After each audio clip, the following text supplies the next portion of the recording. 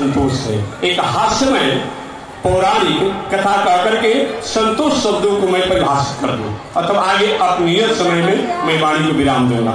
एक हास्यमय संतोष का अर्थ क्या होता है? जितनी हमारी औकात है उतना ही हमको प्राप्त होगा। आपके पास बाल्टी हो, बारिश तो हो रही हो, लेकिन आपने बाल्टी रखा है तो बाल्टी में ही जल आपको प्राप्त होगा। आपने लोटा रखा है तो उस लोटे में ही आपको जल प्राप्त होगा। आपने कोई गिलास रखा है उतने भरी जल आपको मिलेगा। आपने कहीं कप रखा है, प्याला रखा है, उतना भी जल मिलेगा।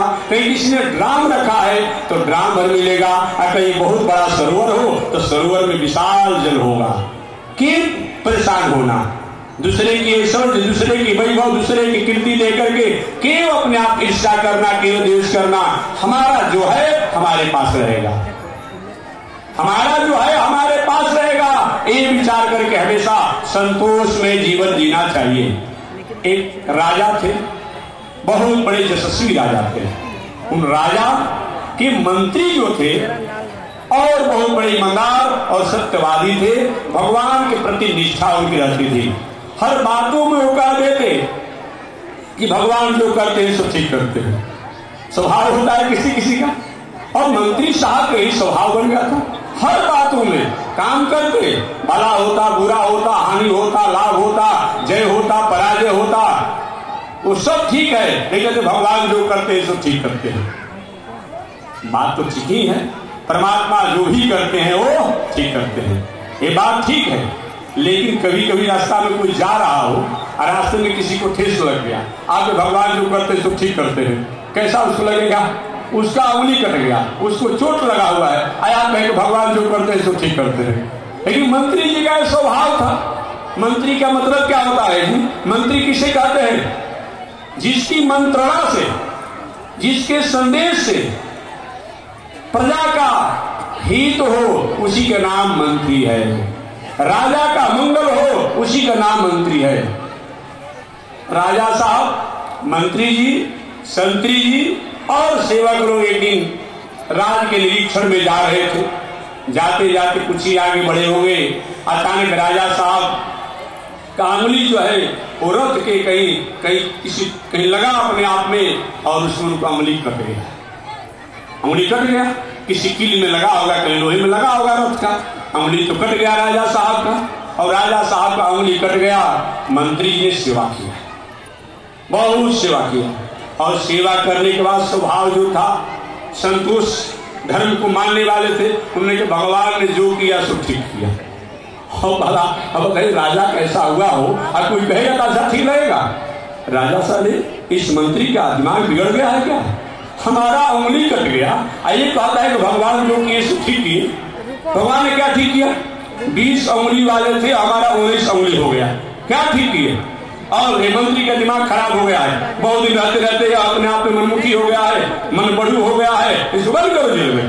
राजा साहब ने आदेश दिया, और आदेश दिया तो मंत्री जी को जेल में बंद कर दिया गया बिना अपराध के।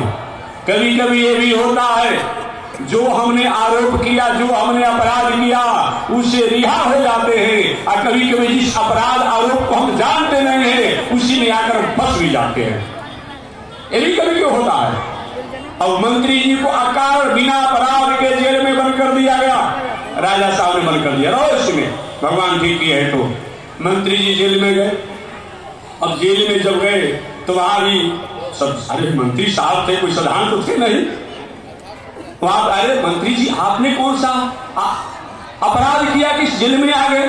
मंत्री साहब ने कहा कि भगवान जो किया सो ठीक किया। कहता ठीक है, हमारा तो रहिए जेल में ठीक किया। तो हम पूछे कौन सी गलती हुई थी? आप भगवान ने जो किया सो ठीक किया। ठीक है, मंत्री जी जेल में पड़े हुए हैं। इधर राजा साहब दूसरे मंत्री, दूसरे संतरी, दूसरे कर्मचारी को लेकर के राजकाज की व्यवस्था करने लगे। संयोग से एक दिन राजा साहब अपने दूसरे मंत्री, दूसरे कर्मचारी को लेकर के रथ पर चढ़ करके बहुत घोर और घनघोर जंगल में चले गए। जाते जाते ऐसे जगहों पर चले गए जहां की रथ जाने की कोई गति नहीं हो। एक पतला संकीर्ण रास्ता था जंगल में, और उसी से गए, और जाते जाते सब लोग भूल गए। मंत्री जी अलग चले गए, राजा साहब अलग चले गए, संतरी जी अलग चले गए, सेवक अलग, ऐसा करके होता है। ऐसा घनघोर जंगल होता है, भूल जाते हैं लोग, सब लोग उसमें भूल गए, भटक गए। भीतर जब गए कुछ दस्यु थे, अपराधी थे, उन्होंने राजा साहब को अकेले पाया, सुंदर शरीर था, पकड़ बस बस हम लोग ऐसे ही नर्क को चाहते ही थे। अब वहां राजा साहब रह गए हैं जो अपराधियों की आप अंकुश में आ जाए, कब्जे में आ जाएंगे। अब वो राजा मानता है, उनको पकड़ करके अपराधी ले गए और ले जाकर अपने चोरों का सरदार था, साहब आप बहुत दिनों से अपने पुत्र की मनौती में, पुत्र होने की मनौती में कहा था कि अगर मेरा पुत्र हो जाएगा तो नर पशु का मैं अपने आप बलि करूंगा। ये सुंदर नर मिल गया, इसको बलि दीजिए, आपकी भद्रकाली प्रसन्न हो जाएगी। भला भद्रकाली बलि मांगती है जी? ये बताइए, आप जिसको जगदम्बा कहते हैं, जिसको जगत जननी कहते हैं, तो मैं निवेदन करना चाहूंगा महानुभावों से कि अपने ही माता, अपने ही बेटा को कि अपने सामने उसकी हत्या चाहेगी? ये कैसा धर्म है जी?